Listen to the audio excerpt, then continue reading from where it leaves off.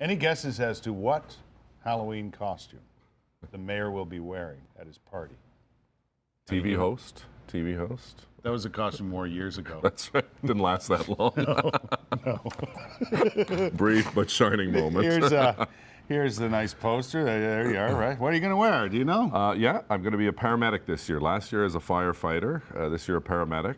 Got to keep it in the family. I'm really bad at costumes, so the paramedics were kind enough to lend me an outfit, and it's going to be fun on Saturday night at City Hall. 5 o'clock to 7:30. All you need to bring is a donation to the Ottawa Food Bank's baby supply cupboard. So that would be diapers or baby formula or baby food, stuff like that. It's free admission, and if you can bring something for the baby supply cupboard, it'd be much appreciated. Will there be treats for the kids? There'll be lots of treats. There's going to be all sorts of people dressed up. You can paint a little mini pumpkin and take it with you. There's hay wagon rides outside. Most of it's indoors, so if it's not a nice night. And it's a safe environment for family and kids to get together. And some of the kids last year, they were just so cute. You know, there were a couple little 4- and 5-year-olds dressed up as firefighters. And it was really great to see. You come in the front entrance on Elgin Street, and that looks like a bit of a haunted house at the best of times. Yeah. And it's all decorated, and you go through the hallways of City Hall,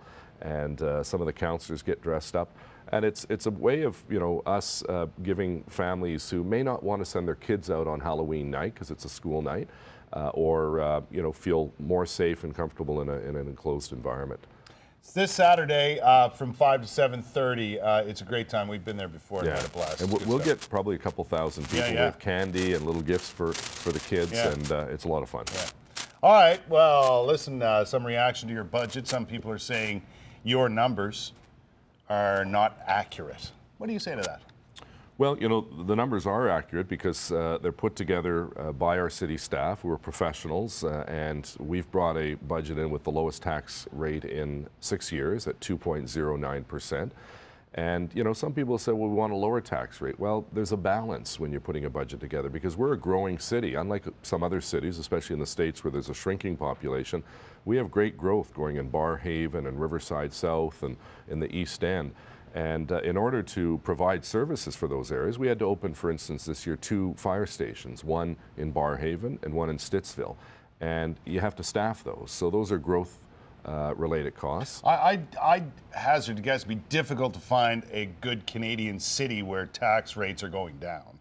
Yeah, I can't find one. Maybe there are some out there. I think someone mentioned Winnipeg has had a tax freeze for a number of years. But I think you have to look at the quality of life that we have here in terms of the wide variety of services. We're also being fiscally responsible because we're using technology. My colleague Tim Tierney, who's the chair of the IT subcommittee. I saw there's a couple of new things. Yeah, we want to do more things online. It's more convenient for taxpayers, and it costs us less money, and we're able to reduce our workforce a little bit this year and last year. Yeah, there are some jobs being phased out. Is this mostly due to people retiring and jobs not being filled? Yeah, it's through attrition. I don't think the right thing to do is not to go and start a slash and burn exercise. We're very labor intense. You know, you can only do so much by computer. You know, lifeguarding and policing and firefighting and plowing the roads, labor intense, and we have a lot of employees to do that. But we also are respectful of the fact that we want to make sure that when we bring in the tax bill, it is lower than the previous year, and I'm proud of that. We set a goal of 2.5, and we've met and done better 2.09 each year.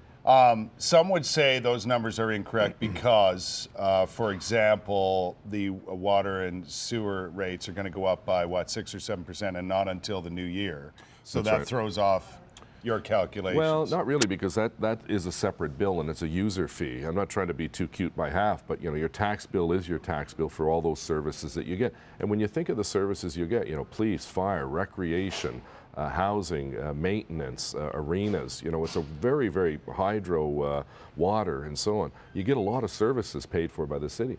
But the water bill is a separate bill and it's based on your usage. So not everyone gets the same water bill. If you use less water, your water bill's lower. If you use more, it's more. And I think that's the fair way to allot those costs. It's fair. I mean, Some people could just go home and turn on the taps if it was otherwise. Yeah, Fill up their pools without cost. We just got a report, Kurt, that we have the best water quality in all of Ontario. You know, it's something we're proud of, and our staff do a really good job of making sure that when you turn on that tap, it's good quality, safe water, and that's one of the expectations people have of city services. We're not offering the Cadillac of services, but at the same time, we're offering good services and bringing in the lowest tax rate in 6 years, which I'm proud of our council for the work we've done. Happy anniversary, by the way. Thank you. 2 years to the day that you won the election? Yeah. Is that right? I'm very honored. Good for you. It was a tough campaign, but I think we got our message out, and we've lived up to our promises. We've frozen rec fees, which is another thing that parents told us it was costing too much to send their kids to hockey and now dance. This is not the United States, so you're halfway through, you don't have to start campaigning again. No, not for a long time. You don't have to do that. No. The state, I don't know how they do it, because it seems to be a never-ending campaign. The public don't want that. We start our election in 2014, and that's soon enough.